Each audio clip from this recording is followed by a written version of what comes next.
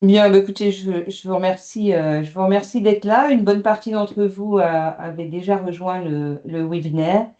Et je vous en remercie. Alors, on fait un webinaire sur le handicap et Calliope. C'est l'orientation de ce webinaire ce midi. Je ne vais pas être seule pour vous présenter les éléments. Je suis en compagnie de Clarisse UHD. Bonjour à Clarisse, tous. je te laisse te présenter. Oui, bonjour. Écoutez, comme Pascal, je fais partie des effectifs de ActiveCert. On est tous les deux chargés de certification.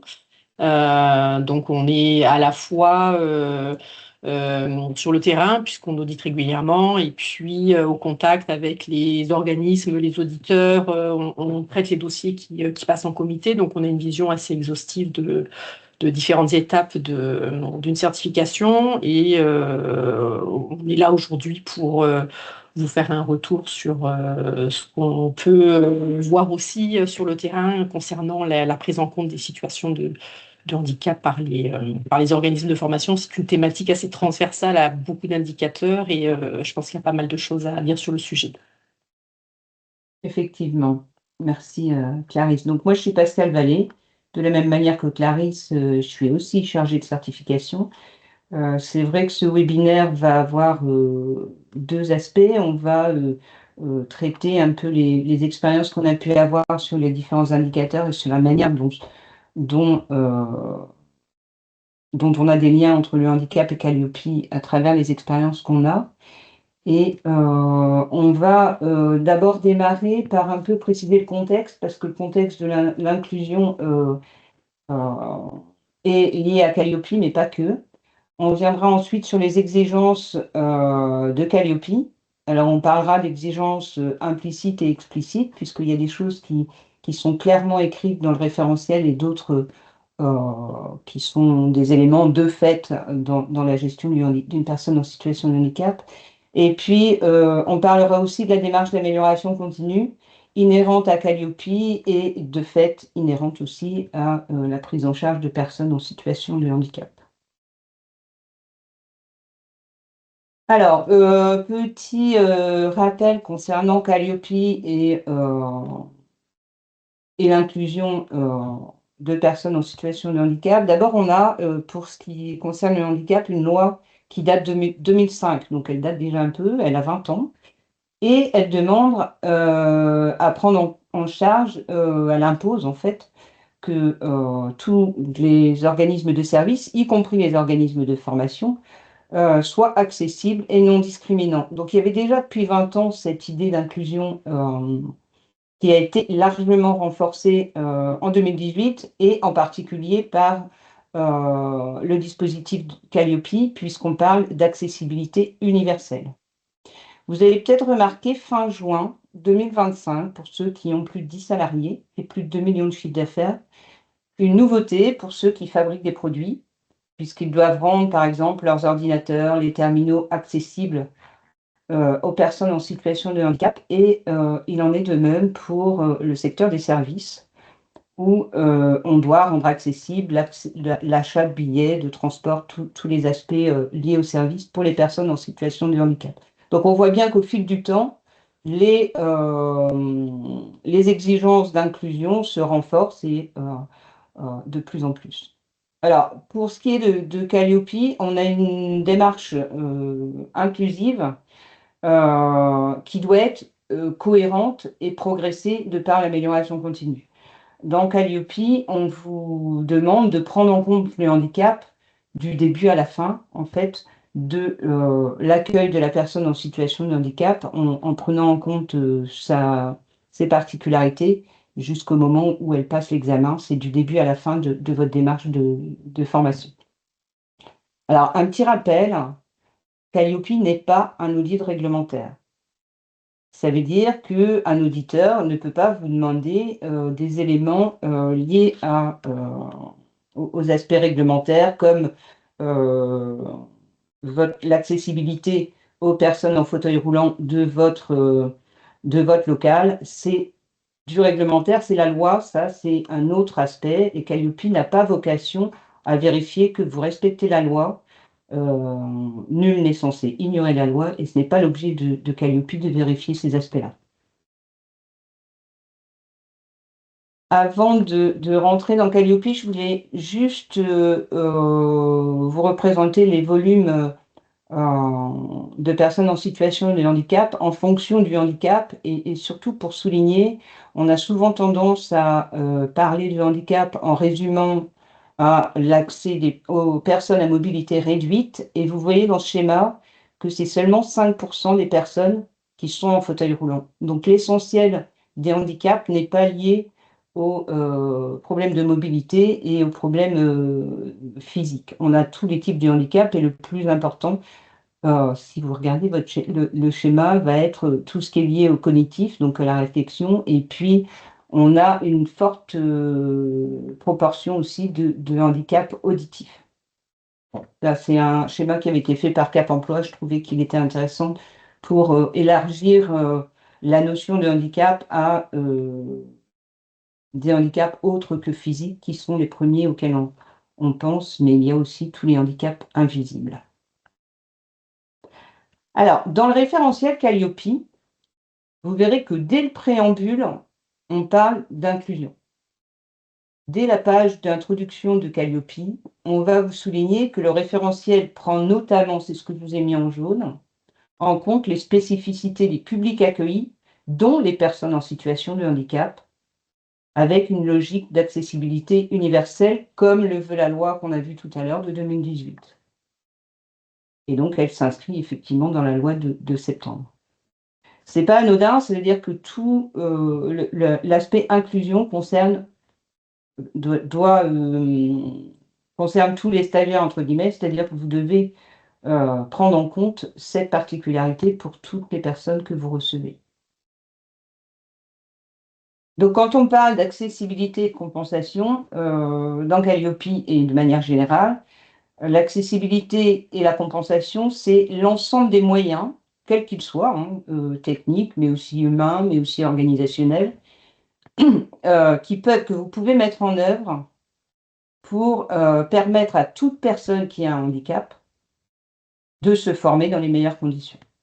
C'est ça ce qu'on vous demande dans Calliope, c'est de mettre en œuvre un ensemble de moyens pour permettre à une personne en situation de handicap d'intégrer vos formations.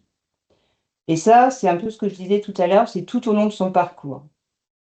Vous preniez en compte, enfin, Calliope demande à prendre en compte le handicap depuis la sélection jusqu'à, si vous faites des formations certifiantes, jusqu'à la validation des épreuves et pour ceux qui font de l'alternance, de prendre en compte aussi les temps d'immersion en entreprise, par exemple.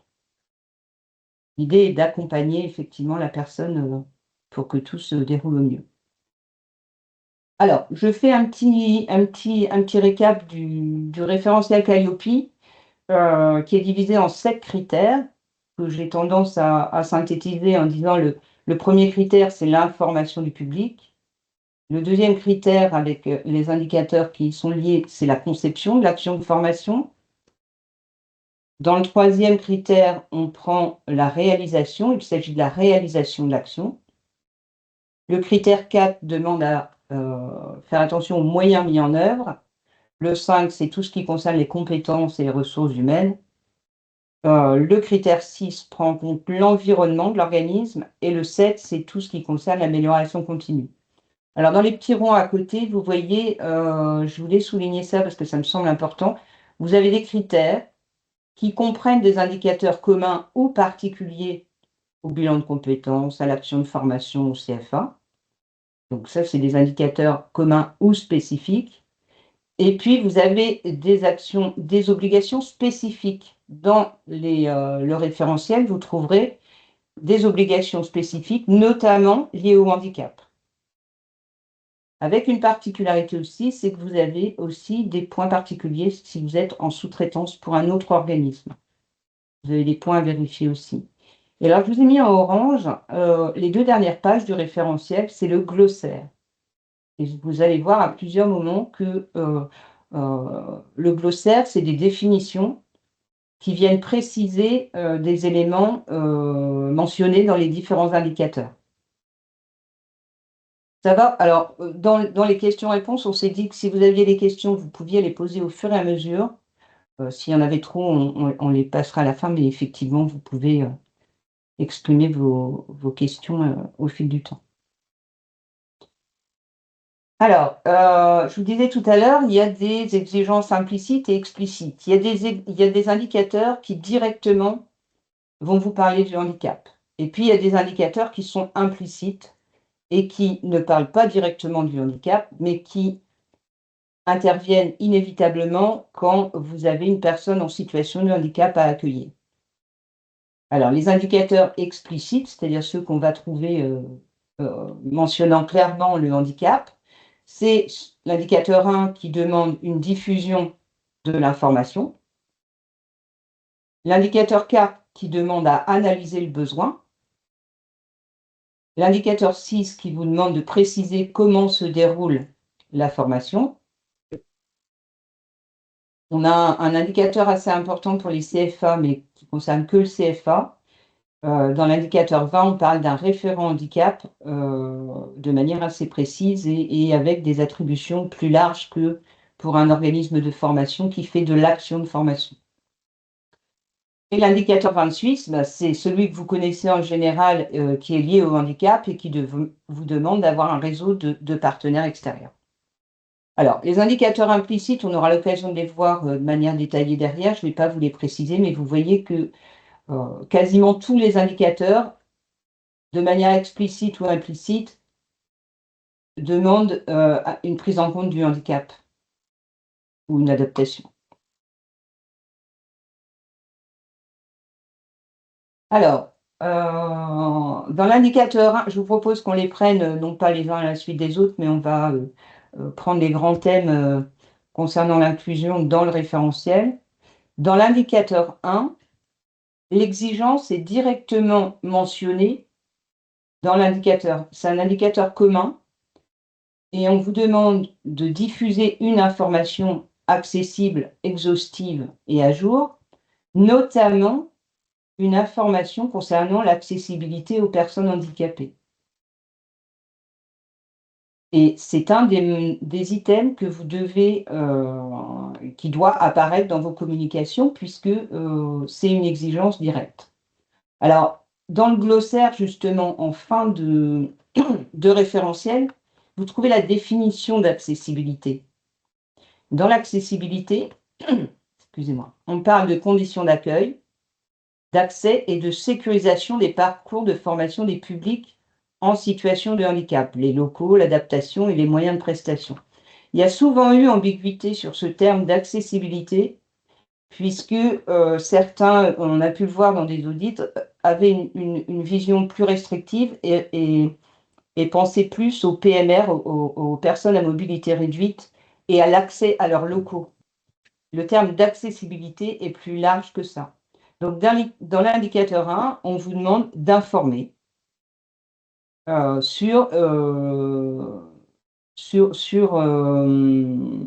d'avoir une information claire sur qu'est-ce que vous proposez aux personnes en situation de handicap. Au même titre que vous proposez une information sur les objectifs, sur la durée, sur le programme. Alors, dans le critère 2, le critère 2 parle de l'analyse des besoins et de la conception de l'action de formation. Et là, dans l'indicateur 4 sur l'analyse des besoins, vous voyez que j'ai mis en filigrane une obligation spécifique pour le handicap. Il est précisé que dans le cas, et c'est une exigence, ça veut dire que c'est à respecter, dans le cas où le prestataire accueille un public en situation de handicap, il doit démontrer qu'il prend en compte les situations de handicap et les besoins en compensation, quels qu'ils soient.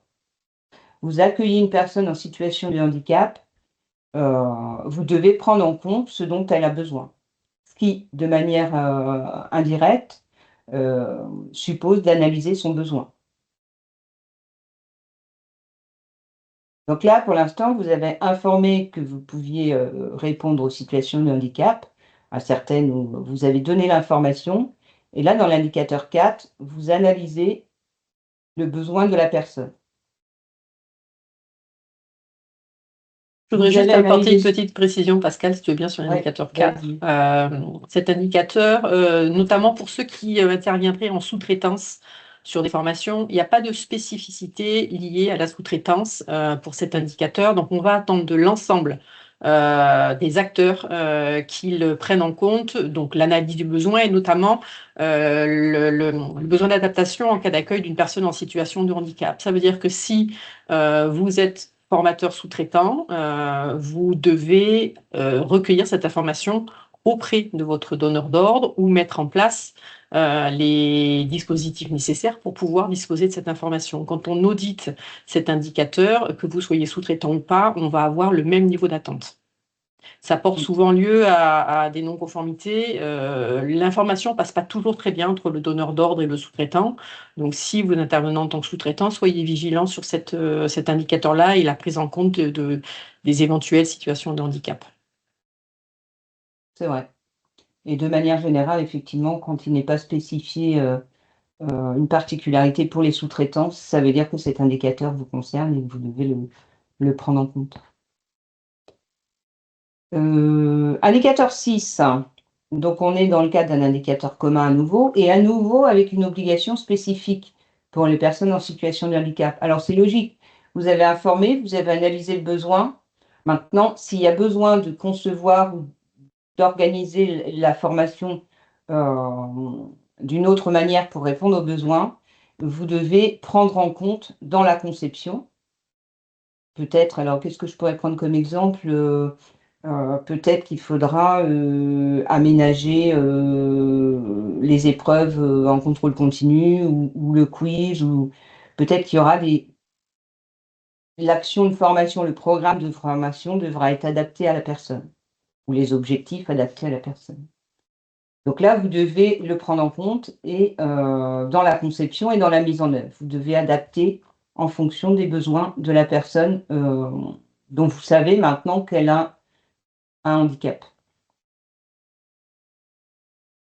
Alors, j'ai souligné dans le critère 3, donc critère 3, on est dans la réalisation de la formation, des exigences implicites. Alors, pourquoi implicites? Parce que l'indicateur 10 vous demande que le prestataire mette en œuvre et adapte la prestation, et forcément de manière implicite, si vous avez à en prendre en compte une situation de handicap, il va falloir que vous adaptiez votre formation ou l'organisation, si besoin, hein. Mais de manière implicite, vous allez forcément adapter certains éléments de votre prestation et l'accompagnement ou le suivi en particulier des publics qui en auraient besoin. Dans l'indicateur 12, de la même manière, pour favoriser l'engagement d'une personne en situation de handicap et éviter des départs ou des ruptures, dans certains cas, vous allez avoir besoin d'aménager une pédagogie différente ou de trouver ou de faire en sorte que la personne n'arrête pas parce qu'elle a besoin de faire des pauses plus régulières, par exemple, d'autres éléments. De la même manière, on en a parlé tout à l'heure, pour l'alternance, l'indicateur 13 demande que le prestataire ait un lien avec l'entreprise et organise les périodes d'entreprise avec l'apprenant. Encore plus pour des situations de handicap où il faudra peut-être un suivi plus régulier, où il y aura besoin de faire des points plus fréquents. Et puis celui qui est plus communément connu pour les phases de situation de handicap dans les formations certifiantes, l'indicateur 16, c'est l'adaptation des examens. Ça, la plupart, comme il y a beaucoup, par exemple, de handicap en dyslexie, quand les personnes font des formations certifiantes, il y a en général prise en compte d'un aménagement du temps d'examen ou de l'organisation des examens. Ça, c'est une pratique assez courante qu'on peut voir dans les audits. Alors, parler du critère 4, là, l'idée, c'est l'adéquation des moyens. On est là aussi sur des exigences implicites, puisque là, concrètement, il n'y a pas une exigence claire du référentiel, mais de manière implicite, dans l'indicateur 17, on vous demande de mettre à disposition les moyens humains et techniques adaptés. Donc, si la personne a besoin d'un accompagnement pour une question de surdité, c'est aussi à prendre en compte. S'il faut, par exemple, aménager une table ou une chaise spécifique, c'est aussi à prendre en compte et dans l'indicateur 17 de manière implicite, forcément. Dans l'indicateur 18, oui, et l'indicateur 18 demande comment vous coordonnez les différents intervenants de votre structure. Dans l'indicateur 18, ça va être quel est le lien avec le référent handicap, par exemple, dans le cas de l'alternance ou du CFA, quel est le lien avec le référent handicap, comment le référent handicap va suivre la personne en situation de handicap, comment on assure la coordination de personnes en situation de handicap.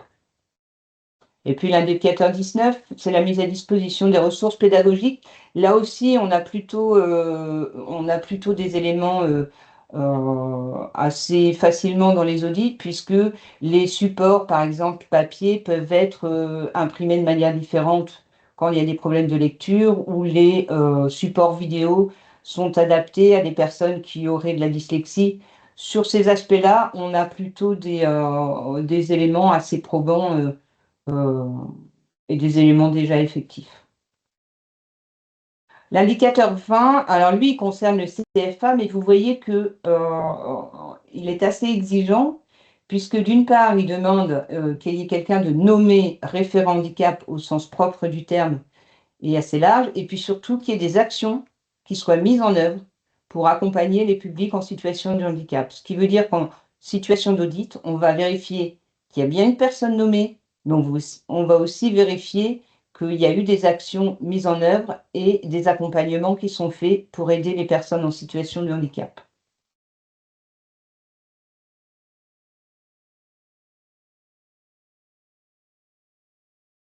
Alors, dans les critères 5 et 6, donc ce qui concerne les ressources humaines et la veille, on a dans l'indicateur 21, qui concerne la mobilisation et l'évaluation des compétences du personnel, une forte incitation à sensibiliser les formateurs au handicap. C'est vrai qu'il vaut mieux anticiper et, et c'est une des mentions du référentiel pour éviter d'accueillir des personnes en situation de handicap sans que le formateur ait un minimum d'éléments pour y répondre. Pascal, si je Oui, peux me permettre de compléter sur ouais, cet indicateur-là, là on reste très axé, les référentiels restent très axés ouais. sur l'accueil de bénéficiaires ou de stagiaires en situation de handicap, mais sur l'indicateur 21, on peut aussi prendre en compte qu'on peut accueillir des intervenants, des formateurs au sein de son organisme de formation qui eux-mêmes peuvent avoir besoin d'aménagement dans leur parcours de formateur ou de personnel interne. Aussi. Et Mm. j'aurais une vision beaucoup plus large de la lecture qu'on peut avoir sur l'accueil d'une personne en situation de handicap. Il ne faut pas se restreindre forcément à l'accueil d'un stagiaire. Ça peut être un formateur aussi qui va avoir besoin d'un parcours peut-être aménagé pour dispenser ces formations dans de bonnes conditions. Tout à fait. Alors, dans l'indicateur 23, on parle de veille. Il y a effectivement des éléments qui évoluent au fil du temps concernant la partie légale et réglementaire du handicap en particulier. Pas que, mais du handicap en particulier. Donc là, de la même manière, il y a une certaine veille sur le handicap à envisager pour suivre les innovations pédagogiques, pour suivre les modalités qui évoluent pour notamment les personnes en situation de handicap. Et puis de la même manière, l'indicateur 25 est aussi de manière implicite corrélé à l'indicateur 23. On est dans de la veille sur les deux indicateurs et l'idée c'est de rester en veille sur les innovations pédagogiques pour aider des personnes en situation de handicap ou acquérir une technologie qui permet de simplifier et de garantir un parcours de formation adapté. Alors, indicateur 26, c'est celui que vous connaissez en général quand on parle de situation de handicap.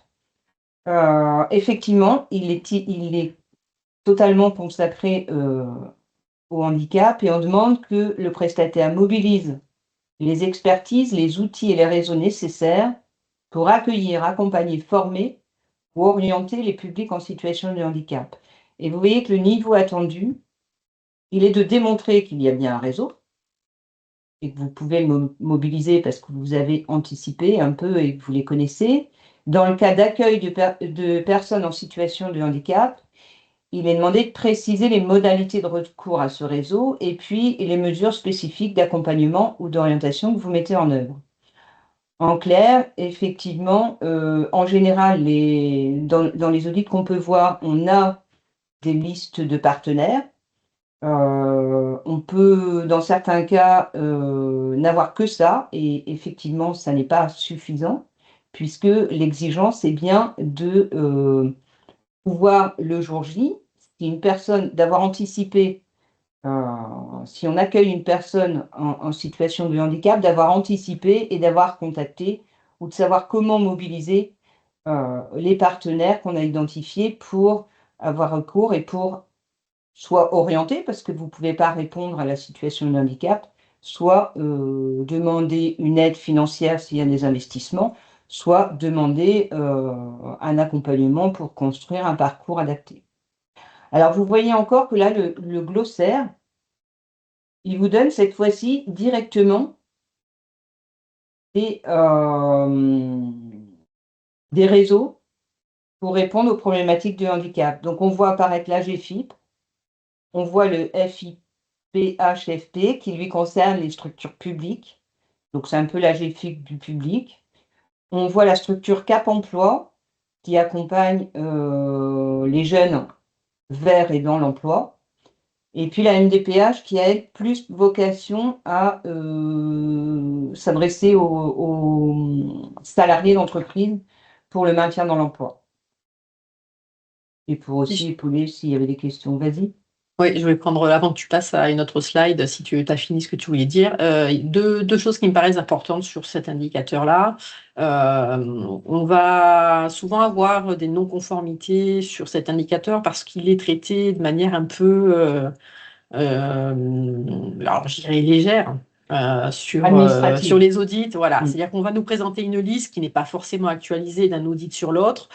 Dans le champ du handicap, on a des acteurs qui évoluent très très régulièrement. Je pense notamment aux acteurs de la GFIP et des personnes que vous pouvez éventuellement mobiliser. Quand vous cherchez une liste d'acteurs à GFIP, il y a des noms de personnes qui sont mentionnées. Pour les auditeurs sur les secteurs sur lesquels on intervient, les régions pour lesquelles on audite, on connaît ces acteurs-là et donc on a très facilement l'info sur l'actualisation des données. Donc, soyez vigilants, si vous utilisez une liste que vous avez réalisée vous-même, de penser régulièrement à actualiser ou vous assurer que la liste dont vous disposez est actualisée à minima avant un audit. Vous avez sur le site de l'AGFIP un annuaire qui vous est proposé, qui est très bien fait et qui va, en fonction du type de handicap de la région, vous proposer la liste de toutes les structures qui peuvent vous accompagner pour l'accueil d'une personne en situation de handicap. Donc, consultez-le. Le site de la GFIP est très bien fait. La RHF aussi vous donne une source d'information très importante. Cet annuaire-là, il est actualisé. Donc, ça vous permet aussi de disposer d'une source d'information dont vous êtes sûr qu'elle est fiable et qui est peut-être plus pertinente qu'une liste papier qui ne serait pas actualisée depuis 18 mois. Alors la limite entre le conseil et la est pas toujours, est pas toujours évidente. On est dans une posture d'auditeur, donc je vois des questions qui affluent et c'est toujours, on essaye de vous donner un maximum d'informations en décryptant, comme l'a fait Clarisse, les éléments qui sont déjà dans le référentiel. À propos de l'indicateur 26, si un OF n'a pas accueilli de PSH, l'OF doit-il avoir recensé les modalités de recours de façon formelle? Alors, c'est un peu ce qu'on a dit. En audit, on a, c'est ce que Clarisse vient de souligner, en audit, on peut avoir des personnes qui nous donnent une liste de partenaires qui n'ont jamais contacté et qui ne savent pas du tout, quelles fonctions, quelles missions ont les uns et les autres. L'idée, c'est d'anticiper. Donc l'idée, c'est de savoir d'avoir eu un minimum de formation ou d'information sur le handicap et et d'avoir anticipé, de savoir les interlocuteurs que vous avez. Est-ce que vous allez pouvoir les appeler le jour où vous avez une personne en situation de handicap et vous savez comment, quelles sont les attributions des uns ou des autres? C'est ça l'idée, c'est d'anticiper un maximum pour que le jour J, il y ait moins de difficultés.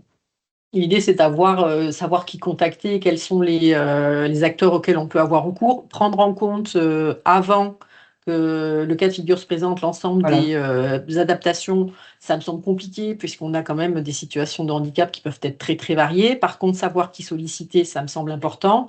Après, on peut être sur un organisme de formation qui, de manière récurrente, va, accueillir des personnes qui présentent une situation spécifique, par exemple, des personnes qui sont pas francophones et qui vont faire des parcours pour fluidifier leur français, par exemple, dans le cadre d'intégration. Là, on peut avoir un public où on sait que on va avoir des moyens d'adapter les parcours et de manière récurrente. Donc là, on va plutôt attendre effectivement que vous ayez mis en place un parcours qui permette d'adapter l'accueil d'une personne en situation de handicap. Alors, on a une question, concernant l'indicateur 23. Quelles sont les bonnes pratiques en termes de veille? Y a-t-il des sites particuliers à consulter? Alors, Calliope ne dit pas comment travailler et à vous de trouver, le site qui vous correspond le mieux. Il n'y a pas de alors Calliope vous donne, déjà 4, dans le glossaire, 4 associations et 4 interlocuteurs, qui peuvent être des partenaires, réseau. Ces 4-là peuvent correspondre, mais il y a pas de c'est à vous de trouver, ceux qui vous correspondent mieux. Il y a pas une solution ou un site, adapté à tout le monde. C'est chacun, vous pouvez, c'est très variable et Oui. on a très souvent les 4 qui sont mentionnés, mais pas que. Et sur l'indicateur 23, de manière générale, ou sur les indicateurs de veille, les Ouais, moyens de veille mis en place par les organismes de formation peuvent être très variés. ouais.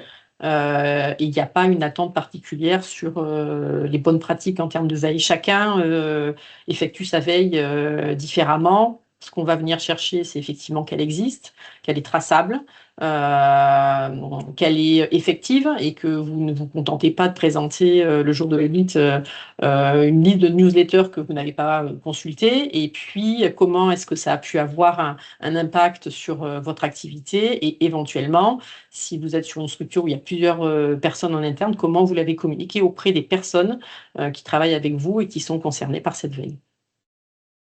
Les exigences se limitent à ça. Merci Clarisse.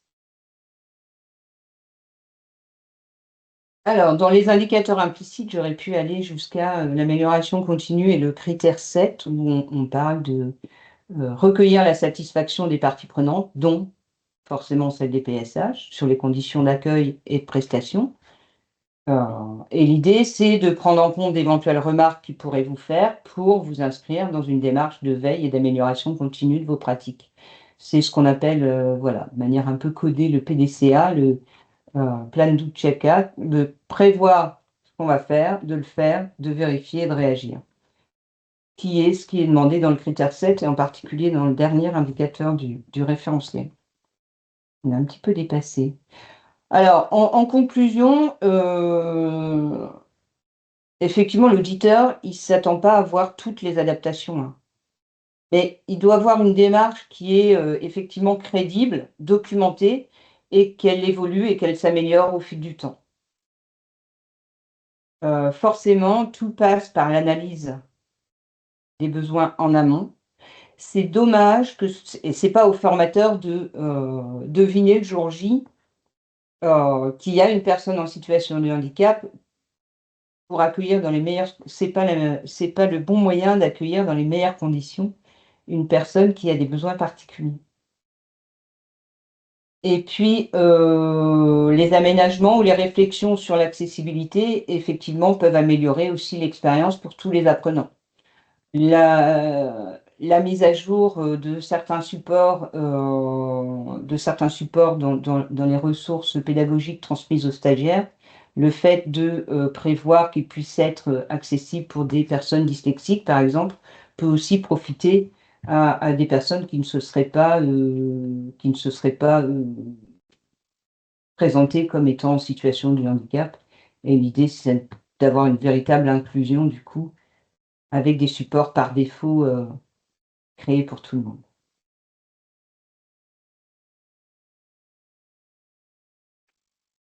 Alors, on peut élargir l'exigence Qualiopi et la conformité Qualiopi sur le handicap.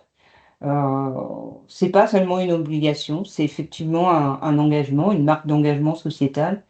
Et même si vous n'avez pas encore accueilli de personnes en situation de handicap, votre responsabilité, c'est d'être prêt pour le faire et pour l'accueillir le cas échéant. Et c'est un fil conducteur dans une démarche qualité. Je vous remercie, on a un petit peu dépassé le timing. On est à votre disposition pour les questions complémentaires que vous avez.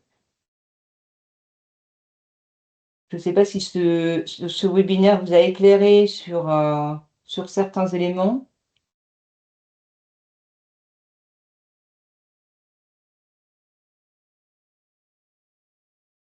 Qui pose la première question?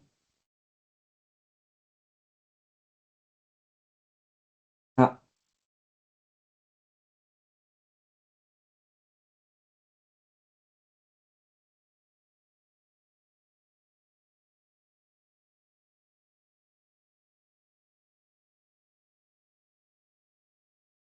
Alors oui, le thème PSH, on a souhaité faire un focus dessus,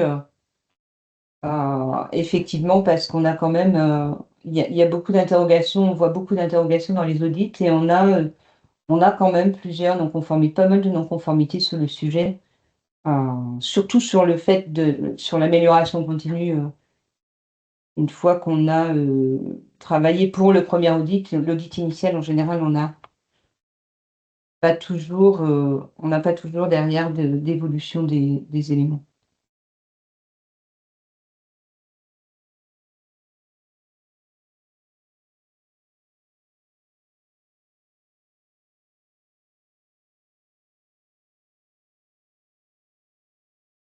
On attend peut-être la personne qui est en train d'écrire. Ceux qui le souhaitent, vous pouvez prendre la parole aussi si vous avez une question à poser. Je ne sais pas si les micros sont ouverts, tu vois, je vois tout. Vous pouvez?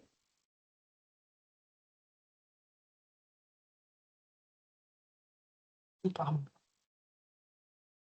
Ah,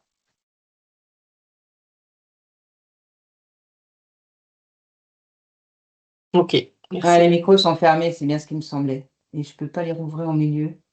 Peut-être que je les ouvre la prochaine fois.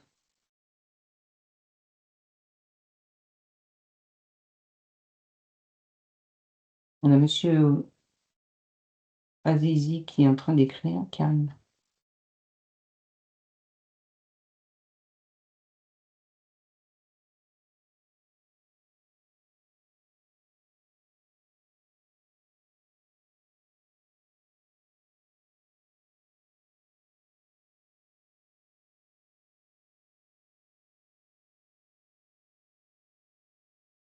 La question est longue, apparemment.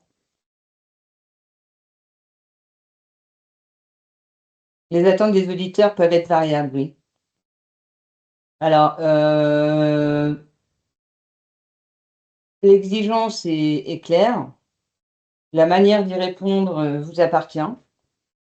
Et tant que vous respectez l'objectif et l'exigence demandée, il n'y a pas de manière de faire. Après, le référentiel est très précis. Maintenant, il reste encore des virgules d'interprétation qui ne sont pas toujours les mêmes, c'est vrai.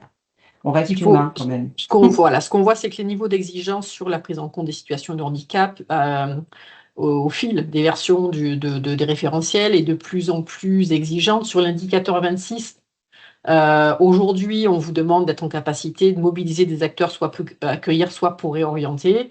D'une manière plus large, effectivement, c'est un indicateur qui est transversal, comme l'a expliqué Pascal, sur beaucoup d'indicateurs. Donc, on peut avoir des auditeurs qui vont avoir des attentes effectivement plus transversales sur votre capacité à accueillir des stagiaires en situation de handicap. Et de la même manière, quand on est en audit, on a des organismes de formation qui nous présentent des choses très, très variées sur cet indicateur, qui vont se contenter de répondre à l'indicateur et de nous présenter une liste. Et puis d'autres qui sont plus impliqués dans leur démarche et qui vont présenter quelque chose d'un petit peu plus inclusif, hein, comme le disait Pascal. Donc aujourd'hui, c'est abordé parfois différemment de la part des organismes et peut-être aussi de la part des auditeurs au niveau d'attente.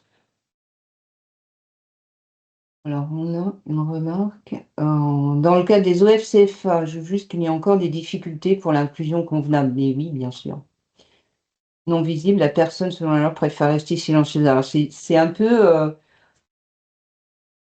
Je trouve que Calliope peut participer, et toute la loi de 2018 participer à renforcer le fait que les personnes vont pouvoir exprimer qu'ils sont en situation de handicap. Effectivement, certaines sont encore très discrètes sur leurs difficultés et c'est un peu dommage. Alors, on Ou parlait n'en dans... sont pas conscients, hein. Ils n'en sont pas conscients. On a des personnes qui peuvent être en situation de handicap, qui n'ont Ah jamais, aussi, oui. qui n'ont pas Oui, lisibilité sur le handicap.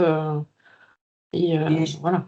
ouais, je pense que l'idée, c'est d'ouvrir les bras et de plus en plus. Alors, on n'y est pas encore, c'est sûr. Et le point habilitation des formateurs pour assurer des formations pour les divers PSH qu'on peut accueillir. Oui, les sensibiliser, oui, les former. Après, est-ce qu'ils pourront accueillir tout le monde? C'est peut-être un grand sujet.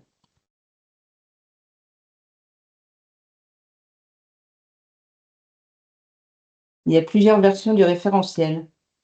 Ça, je Non, il n'y a je l'ai pas pas plusieurs versions oui. de RCL. Non, il n'y a qu'une version. Non, il y a plusieurs versions. On est sur la version 9, sur les versions 8, Non, c'est le guide de 7. lecture, ouais. Oui, guide de C'est lecture. on est d'accord. Le niveau d'attente pour l'indicateur 26 n'était pas le même. Je parle du guide Oui, de oui, lecture, oui. effectivement. On parle du guide de lecture. Au fil des audits, les auditeurs peuvent être plus exigeants sans forcément que cela se justifie, il me semble, au vu des référentiels.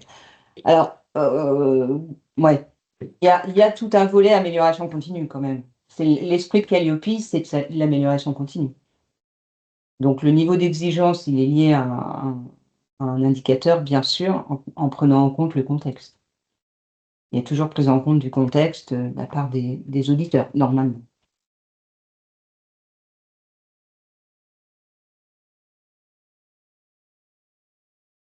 Avez-vous d'autres questions?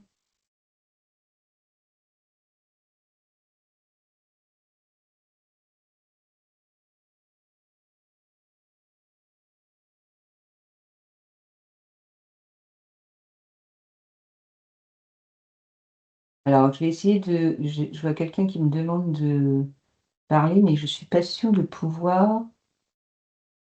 Ah si, je peux vous autoriser le micro. Je crois que c'est Gaëtan qui a non, j'y arrive.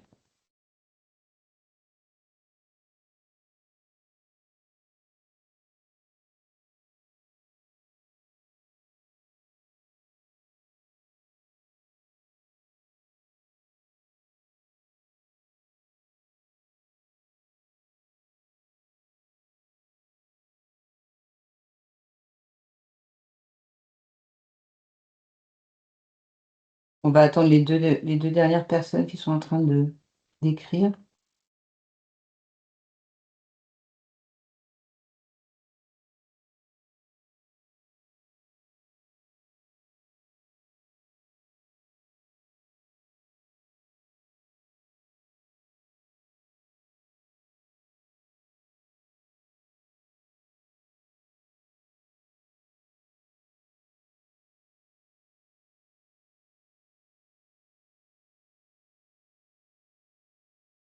Allô, allô? Ah! Je vous Est-ce que vous entends. m'entendez? Très Oui, bien. Ah, bon, bah enfin. J'arrivais pas à activer le micro, mais en fait, je pense que c'est vous C'est moi qui qui vous devez. ai ouvert, Voilà, mais c'est je ne ça. savais pas. Vous Oui, pouvez activer merci. votre caméra aussi, ça par contre c'est ouvert. Euh, Bon, alors déjà j'ai accès au micro, c'est déjà pas mal. Donc, j'avais juste une question concernant l'indicateur 1, Oui, puisqu'en fait vous avez précisé tout à l'heure que Calliope c'est pas un audit réglementaire, oui. donc c'est-à-dire qu'on n'a pas à valider les aspects réglementaires de Oui. l'accessibilité. Par contre, on a obligation d'informer, d'adapter, etc. Si je prends le cas, même si j'ai bien compris qu'il était minoritaire, mais d'une personne qui a un handicap physique. Si les locaux ne sont pas accessibles aux personnes, par exemple en fauteuil roulant, est-ce que l'obligation d'information, du coup, peut être locaux non accessibles ou est-ce que c'est pas possible de dire ça? Bah, si c'est le cas et que vous n'avez pas d'autre solution, l'idée c'est de trouver une solution quand même. Oui? Mais si vous pouvez pas, vous pouvez pas. Après, c'est une question légale, hein. C'est Oui. la loi qui vous l'impose. Mhm. J'ai pas Ouais, d'avis. si on reprend la lecture de l'indicateur 26, et là pareil, hein, uniquement sur ce que dit l'indicateur, capacité d'accueillir ou de réorienter. Donc on peut Ouais. considérer aussi que si vous n'êtes pas en capacité d'accueillir parce que vos locaux ne sont pas adaptés, vous devez être en capacité de réorienter le stagiaire pour qu'il puisse voilà, se renseigner ou aller se former dans un endroit en mesure de l'accueillir avec son handicap. L'idée c'est de lui trouver une solution quand même. Oui, oui. Mais je ne sais pas, hein, je prends tout simplement l'exemple d'un organisme qui louerait par exemple des locaux et que dans cette location de locaux, bah, ils sont en train de se remettre en conformité, mais à un instant T, c'est pas accessible. Voilà, c'est par exemple dans ce cas-là. Moi, je dirais, J'ai ouais, vous devriez être en capacité de le trouvé une réorienter solution, dans ce oui. cas-là. Ouais. C'est ça. Ok, d'accord. Très bien, merci. Merci à vous. Ah ben voilà, maintenant que j'ai alors il faut que je vous trouve et que je vous ouvre les micros, je ne savais pas. J'ai appris. Autorisez le micro. Vous devez pouvoir parler, monsieur Azizi.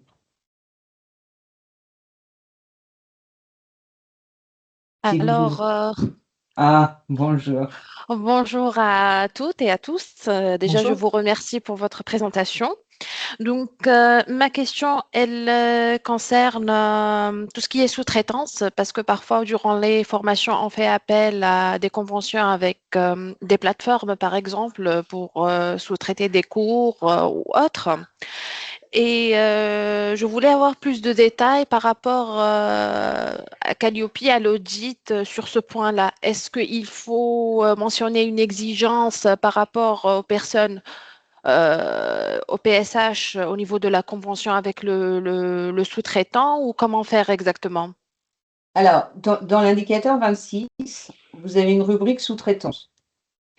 Et c'est-à-dire dans l'indicateur directement lié au handicap et on demande, est-ce que en décodé, on demande est-ce que, votre donneur d'ordre vous a informé de la manière dont il fonctionnait pour les situations de handicap?